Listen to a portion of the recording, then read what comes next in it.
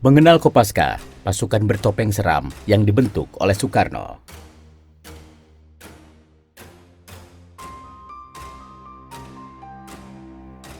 Kopaska merupakan salah satu pasukan elit TNI Angkatan Laut yang memperingati hari jadinya pada tanggal 31 Maret 2020. Pasukan elit yang disebut memiliki kemampuan setara dengan pasukan khusus Amerika Serikat. Navy SEALs ini dibentuk pada 31 Maret 1962 oleh Presiden Soekarno untuk mendukung kampanye militer Operasi Trikora di Irian Barat.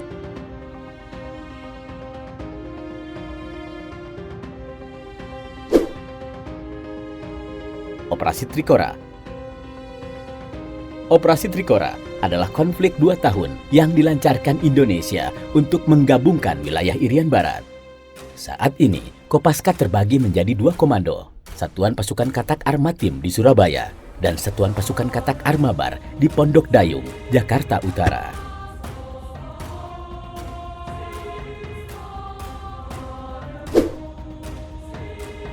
Anggota Kopaska adalah prajurit-prajurit terpilih. Anggota Kopaska adalah prajurit-prajurit terpilih. Tugas utama mereka menyerbu kapal dan pangkalan musuh, menghancurkan instalasi bawah air, penyiapan perebutan pantai, dan operasi pendaratan kekuatan amfibi. Mereka mampu menyelam hingga kedalaman 300 meter.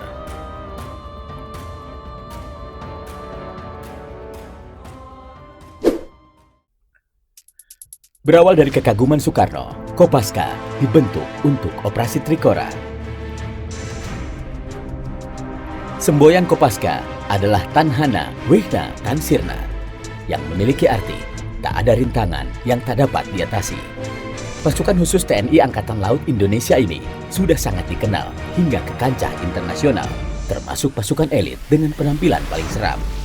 Mengutip dari buku Kopaska, spesialis pertempuran laut khusus yang diterbitkan dalam rangka 50 tahun Kopaska, awal terbentuknya Komando Pasukan Katak, yakni saat Angkatan Laut Republik Indonesia atau sekarang bernama TNI AL memperingati Hari Armada di Dermaga Ujung, Surabaya. Presiden Soekarno yang menjadi inspektur upacara terkejut dengan aksi yang ditampilkan oleh 2 orang prajurit TNI AL, yakni Letnan Laut Joko Suyatno dan Sersan Emil Joseph. Kedua prajurit yang telah mendapatkan pelatihan di Underwater Demolition Team di Amerika Serikat tersebut melakukan aksi peledakan bawah laut yang membuat ledakan dahsyat hingga markas TNI AL tersebut bergetar. Meski ledakan dirancang hanya untuk unjuk kemampuan, namun saking dahsyatnya hingga memuncratkan lumpur dan air laut beberapa meter. Setelah ledakan, muncul Joko dan Emil dari kolong dermaga. Bung Karno yang masih terheran-heran langsung menghampiri 2 prajurit tersebut. Meski mengenakan baju putih-putih kebesarannya, Bung Karno tak ragu menyalami 2 prajurit yang telah membuatnya kagum tersebut. Aksi itu yang membuat Soekarno mantap memerintahkan Alri membentuk Komando Pasukan Katak. 2 tahun kemudian, 31 Maret 1962, pasukan elit ini dibentuk.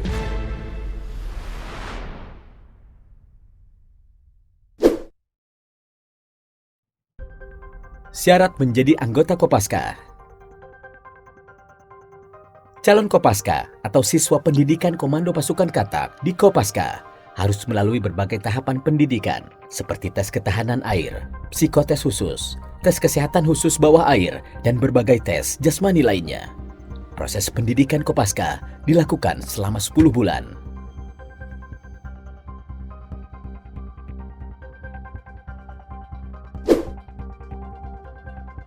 Kemampuan mengerikan anggota Komando Pasukan Katak. Tak hanya kemampuan fisik, Kopaska juga harus memiliki kemampuan berpikir di atas rata-rata. Misi sabotase, kamikaze atau bunuh diri, pembebasan sandera, dan masih banyak lagi harus mampu dilakukan oleh tim elit ini. Mereka dilatih untuk mengoperasikan senjata dan bela diri dengan tangan kosong. Jika sedang tidak ada operasi atau misi khusus, Kopaska juga akan ditugaskan untuk guarding PIV, seperti presiden, wakil presiden, atau orang-orang penting lainnya. Hal ini sudah dilakukan Kopaska sejak zaman Bung Karno.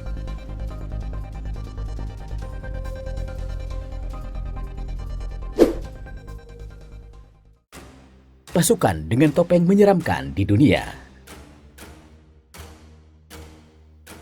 Selain memiliki kemampuan rata-rata di atas pasukan TNI lainnya, Kopaska merupakan salah satu pasukan elit TNI AL yang masuk jajaran pasukan khusus dunia dengan topeng paling menyeramkan.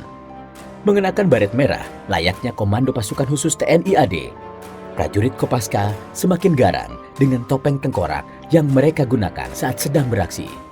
Tampilan ini seperti topeng dan penutup kepala yang menyeramkan biasanya digunakan untuk memberikan efek psikologis terhadap lawan.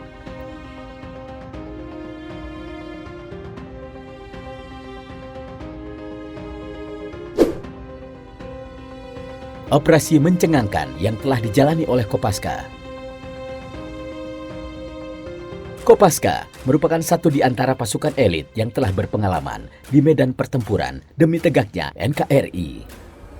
Misi pertama yang mereka lakukan setelah terbentuk yakni Operasi Trikora di Irian Barat. Kala itu dengan persenjataan yang minim, bahkan hanya berbekal kondom, aksi Kopaska merepotkan angkatan perang Belanda yang tak juga hengkang dari Irian Barat. Selain Operasi Trikora, Kopaska juga ikut dalam pembebasan sandera awak kapal MV Sinar Kudus yang disandera oleh perompak Somalia. Dalam catatan sejarah, Kopaska juga merupakan satuan yang mengangkat jenazah para perwira TNI AD di Lubang Buaya yang menjadi korban kekejaman G30 SPKI. Tak hanya pertempuran, Kopaska juga sering dilibatkan dalam operasi kemanusiaan, pencarian korban pesawat jatuh Lion Air dan juga Air Asia. Prajurit Kopaska bahkan mampu menyelam hingga ratusan meter di bawah permukaan laut. Aksi Kopaska bahkan membuat dunia internasional berdecak kagum.